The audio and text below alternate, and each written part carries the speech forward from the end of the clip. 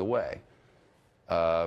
Witnesses say they heard a loud bang that sounded like something was crashing, and immediately they heard sirens about 1 minute after hearing shots. That's according to witness on scenes. John Zanitas, our information specialist behind me, reports from WABC7, our network news service affiliate, quoting here, "I was coming out of work and I'm walking down West Street. I hear something behind me, a white pickup truck. It ran over two people riding bikes. I went up to their bodies. They were dead. The truck kept going. It hit some cars. I then heard gunshots." This matches all that we've heard now that suggests that a person in a vehicle ran over multiple people. According to this witness, ran over two people on bicycles. This is a very active biking area.